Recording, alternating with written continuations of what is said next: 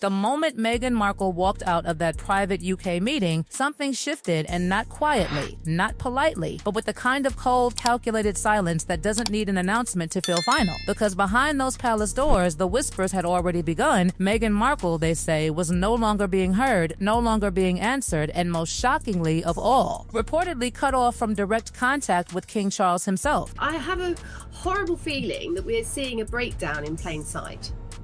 I just, the movements, the way they move, the way they talk is so erratic. Meghan back on royal property. Yeah, no one is as horrified as I am. I am curious to know your take here. There's two ways we can look at this, okay? I look at it appalled, because I feel like, in a way, it's giving Harry and Meghan exactly what they want, credibility. It erases the hurt that they've caused over the last 6 years. They've not said I'm sorry publicly. Harry and Meghan are desperate. They are trying to retrieve their situation sufficiently so that they will become bankable once more. And you didn't prove your case. You had the opportunity to prove your case. You failed to do so. That's how the legal system works. Yes, no, he's never seen a situation in which he is not the victim, and he enjoys being the victim. The fact is, they can pop in and have tea. I hope they had Highgrove jam, which is far better than the Meghan slop that she calls spread. So I got to taste what real produce tastes like from the Highgrove shop. Think about that for a second. The same woman who once stood at the center of global attention, who walked into the royal family like a force that couldn't be ignored, now allegedly reduced to something far more distant, filtered, delayed, redirected, not denied outright, no. Never that obvious, but controlled, carefully managed, as if every word, every message, every attempt to reach the king had to pass through invisible hands first. And the timing? That's where it starts to feel less like coincidence and more like strategy. Because this wasn't just any visit. This was the visit that broke 6 years of distant promises and very public declarations. She said she was done with Britain, done with the institution, and yet suddenly, quietly, she was back, slipping into the country without warning, without cameras, without the spectacle she once commanded. What she said is exactly right. It's a complete breakdown of the marriage, of Harry's mental stability. Like, nothing's working out for them. How can it? I mean, you just have ulterior motives to do things that you want, and you're not getting it, and so you're losing your minds. Your lives are completely falling apart. It's going to get worse and worse. The more they try to brand and get out there to do all these different things to make money, the worse it's going to get. They're a complete disaster. But here's where the story twists, because nothing about this trip stayed private for long. Within hours, the headlines exploded. Every major outlet knew. Every detail leaked. And suddenly, what was meant to be a quiet reunion turned into something far more revealing. Not about reconciliation, but about control. Meghan returning to the UK, the country she claims she hates, is a sign of defeat. And it is a sign that they are desperate, and they do need money, and they do need proximity to the British royal family so that they can try to attract new opportunities. That's really true. So on the one hand, they've won because they're back on royal property. On the other hand, it's a mission of defeat that she tried to go it alone and be Meghan Inc., and it didn't work. She would not be here if everything had... If she still had to record Confessions of a Female Founder, if she had a new season of With Love Meghan to shoot, if she was actually working on Meet Me at the Lake, The Wedding Date, or this new Afghanistan movie, Meghan Markle would not have the time to come crawling back to King Charles and Queen Camilla. So the question starts to creep in. Who wanted this scene? Who needed the world to know that Meghan Markle had returned, but only on certain terms? Because when something is leaked that fast, that precisely, it doesn't feel accidental, it feels planted, deliberate, almost like a signal. And that's when the deeper pattern starts to emerge. Because this isn't the first time, is it? The same cycle, the same choreography, a private moment that somehow becomes public, followed by denials, confusion, and just enough chaos to blur the truth. But this time, insiders are hinting something was different. This time, the palace didn't just observe, they reacted. This will be a private moment from the firm's point of view, but it might not be so private for Meghan and Harry. You just have to worry that this could be more material for another Netflix documentary or a future book. Well, yes, that you've always got that sort of hanging over the royal family's head, because if it was a frosty meeting, you don't know. Because behind the scenes, while the headlines focused on the reunion, the real story was unfolding quietly. In the details, nobody was meant to notice. The meeting was short, unusually short. There were no extended conversations, no visible warmth, no signals of repair, just tea. Controlled, measured, almost symbolic tea. And then came the detail that changes everything, the one that turns this from a simple family visit into something far more serious. The idea that after that meeting, communication itself changed. Not publicly, not officially, but structurally. Messages no longer going directly. Calls no longer answered the same way. Access quietly restricted. Why? Because if you follow the timeline just a little further back, the pressure starts to make sense. The legal battles, the headlines, the public clashes, everything building, everything escalating, until suddenly this visit happens right in the middle of it all, like a pressure release valve that didn't quite work. It's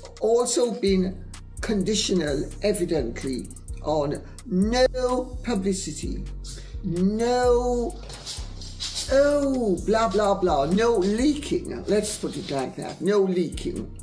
The last time there was leaking, they have evidently been informed that there can be no leaks, and if there are leaks, there will be consequences. And Harry and Meghan understand that they need the facade of reasonably good relations with the king and queen. And that's when insiders began whispering something even more explosive, that this wasn't a reconciliation at all, it was a test, a final evaluation, a controlled interaction designed not to bring Meghan Markle back into the fold, but to decide how far she could be kept out of it. Because think about the structure of power here. King Charles may be the figurehead, but decisions are no longer just his alone. There are layers now, advisors, gatekeepers, and above all, a future king who reportedly has no intention of reopening doors that were already slammed shut. So where does that leave Meghan Markle? Not completely excluded, not officially banned, but placed in a position that might be even more uncomfortable, where every move is watched, every contact is filtered, and every attempt to reconnect is no longer direct, but dependent, conditional, fragile. And the most unsettling part? There was no announcement, no statement, no confirmation. And the deeper you look into what followed that meeting, the harder it becomes to ignore the pattern forming around Meghan Markle, because it wasn't just about what happened inside those walls. It was about everything that happened immediately after. The subtle shifts, the quiet repositioning, the almost invisible tightening of access that didn't need to be announced to be felt, because suddenly every path that once led directly to King Charles seemed to curve, to slow, to pass through someone else first, and in a system built on hierarchy and protocol. That kind of shift doesn't happen by accident, it happens by design. It happens when someone somewhere decides that direct access is no longer safe, no longer trusted, no longer acceptable in its original form. We know from Charlotte Griffiths, and the amazing piece in the Daily Mail, victory lap for Charlotte Griffiths, by the way, saying, of course, that she was briefed by the Sussexes and their PR people, the balcony moment and the build-up to the Clarence House face-to-face summit. It goes in the paper, which is what the Sussexes want.